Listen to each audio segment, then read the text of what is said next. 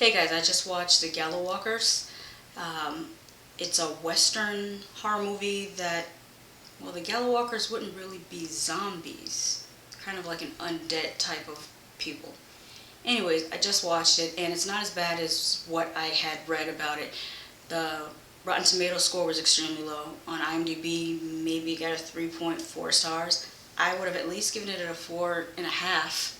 It wasn't that bad. It wasn't that good, but it wasn't that bad.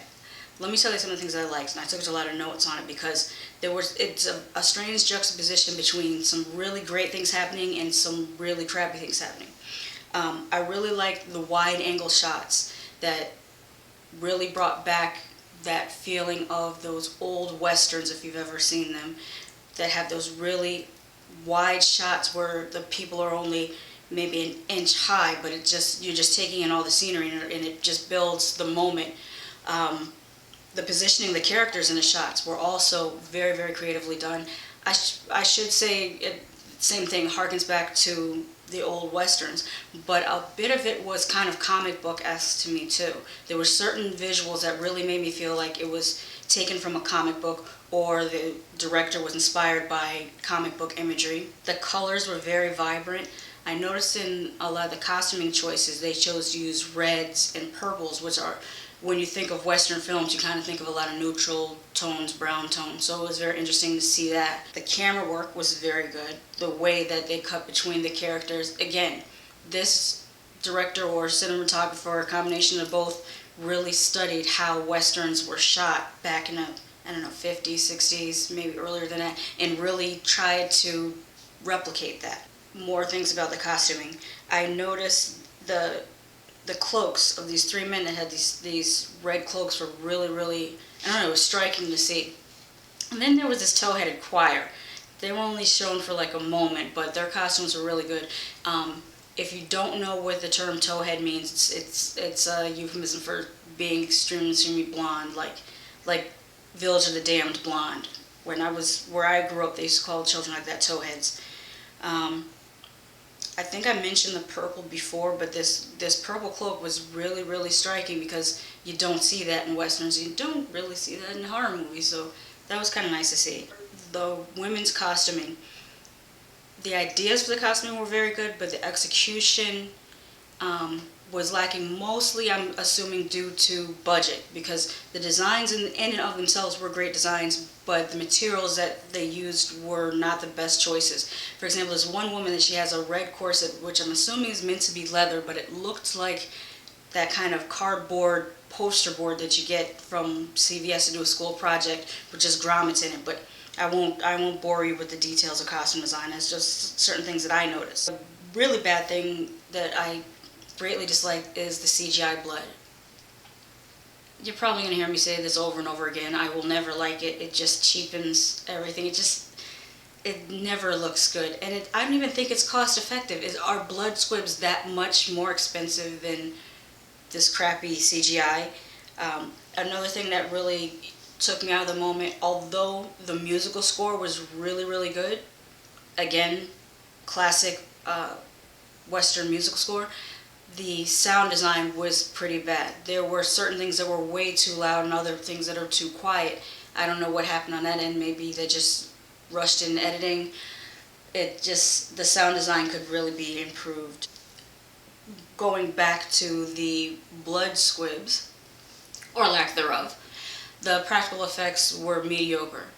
They weren't the worst I've ever seen, but they could have been so much better. There were a few times where they clearly used foam when they really should have used latex, because the foam just looked too waxy, too masky. It just didn't work out right.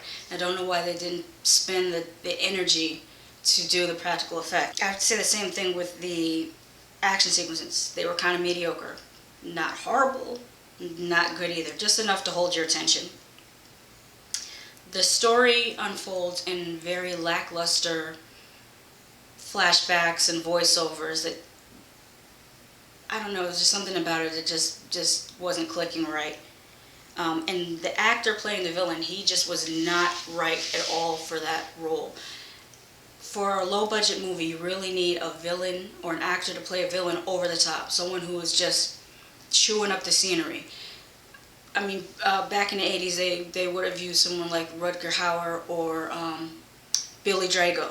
Someone like that that's really over the top, that can really capture the character and make the movie fun. Even if it's not a good movie, even if it's not well written, even if it's cheap, a good villain character could still make a movie fun to watch. And this villain he just didn't do it. He just wasn't enough. He wasn't extra. And I feel like when you have movies like this, you gotta be extra. Speaking of the actors, the other actors, no one was really great. Even Wesley Snipes wasn't his usual self. And we've known Wesley Snipes to be a good actor in many other films, but in this one, maybe it was that he wasn't given enough to work with, but he just didn't do it well.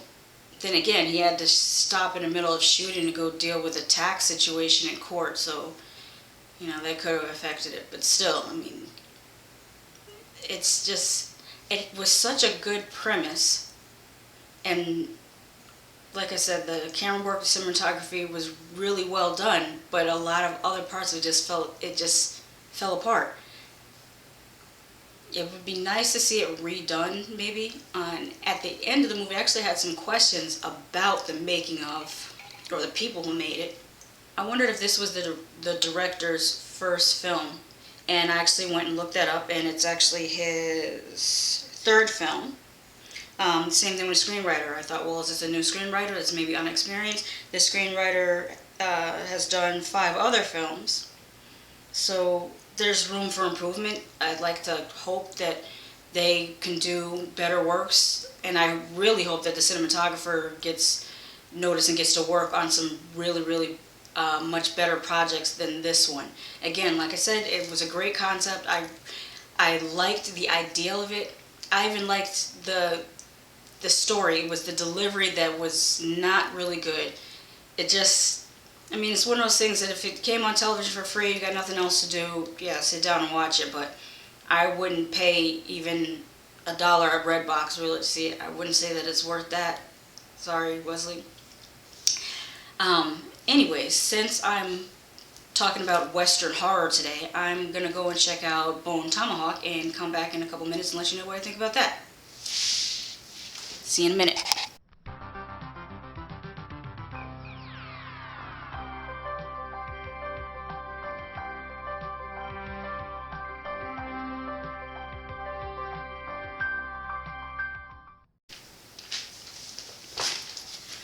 Well, that's one way to start a movie. I did not even know that Sid Haig was in this movie. So that was, I don't want to spoil how it starts, but it starts with a bang. And then it gets really, really slow. That doesn't necessarily mean a bad thing. I'm just going to go through how I reacted to the movie, which was in stages. The first stage was feeling that it was a little bit like a TV show. It felt like it would have come on television right after True Blood. And I'm going to say True Blood, I don't want to say Game of Thrones or Boardwalk Empire, because those are on a completely different level. They're like theatrical movies that just happen to be played on television. But this, I don't know, there was something about it that just felt very cable movie-ish, and I don't know why. I can't put my finger on it. It was so slow at the beginning that about 18 minutes in, I went to get coffee in the kitchen. I didn't even stop the movie, I just let it play. I could hear it from the kitchen anyways. And then while I was at it, I got up and got my mani-pedi kit and started to file my toenails. That's how slow I felt the movie started off. And the thing is, I mean, I don't know whether I mentioned it before, but stop it, kitty. Hey, don't do that. What was I saying? Oh yeah, I have ADHD, but that does not mean that I cannot sit through slow burn movies. There's a number of slow burn movies that I enjoyed and I sat through. I liked House of the Devil, I sat through that. I liked The Babadook, Goodnight Mommy. I feel like I'm forgetting one. We Are Still Here, that was a good one too. You missed your landing, kitty. You're making me mess up over here. Stop that. You're playing with my... Hang on a second. Get down. Get down. Stop it. No. No. I can't film with you in the room. And The Witch. I like The Witch. And that was kind of a slow movie, but I was fine with it. So it's not a matter of, oh, this is a person that can't sit through slow movies. I can sit through slow movies, just that this one felt excessively slow at the very beginning. I did like that they used practical effects. I mean, the first time a character gets shot, I was like, yay, blood squib. And I know that's kind of sick or maybe a little bit off. I don't know. It makes me excited. They had really good character development. One character was a complete asshole, but throughout the movie you learn to kind of empathize with them, which is a very hard thing for a writer to do and for an actor to convey. There was also an old-timer, as they say in the Old West, that kept telling these stories or asking questions that were really, really random. At least upon first viewing they seem random. Maybe when I go back and watch it, maybe his stories will have some significance, but at the time of me watching today, they seemed hella random. And one of the main character's plights, he went through so much hell. It reminded me of how people described Leonardo DiCaprio's character in The Revenant. This guy at one point was crawling through the desert. Here's the thing about character development. With slow burn movies, it's really good to have that because then it makes you have a connection to the characters. There are some movies that really skip over character development and it's to the detriment of the movie. The two that come to mind off the bat are Unfriended and The Gallows. The problems with movies like Unfriended and The Gallows is the lack of character development, or if there is slight character development, the characters are so irritating or just... Try not to curse here. Fuck it. Asshole-ish that you really don't care for them at all. And the only way that works is if the kills are good. Many slasher movies are able to get away with having very little character development because they make up for it in the kills. You watch these movies basically just to watch people get sliced and diced anyways, or at least that's why I watch it. I can't presume to know why you watch it, but I watch it to see people get sliced and diced in creative ways. If you take away the slicing and dicing in creative ways, and then you have no character development, what is there? And that was my main problem with The Gallows. Not that it was cheap. Not that there was really no reason for them to be recording everything they were recording, or that they had an actual camcorder, because I haven't seen a kid walking around with a camcorder since 1995. But the fact that you had a bunch of asshole characters running around a school, and you didn't get to see any really good kills, so it was pretty much pointless. I mean, there's better episodes of Goosebumps. What was I talking about again? Oh yeah, Bone Tomahawk. It had a really, really slow first two acts, I would say, but the third act really makes up for it. It really pays off to stick with it to the end. Here's where I'm going to end my spoiler-free review by just saying it's worth a watch. Check it out. I believe it's still on Netflix and on Amazon Prime.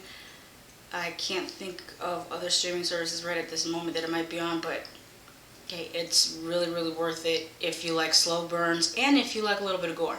Okay, now that's the spoiler-free part. Now here is like my less than a minute and a half of spoiler. There are a couple kills in this movie that are, dare I say, beautiful. I mean, well, technically, you know what, I'm just going to say one kill. I'm just going to talk to you about one kill. Have you ever seen someone get scalped and then have their scalp shoved in their mouth and down their throat, then get flipped over, and then get tomahawked in the ass crack, and then have one person holding one leg and another person on the other leg and splitting that person like a wishbone from a turkey? That was savage, and I liked it.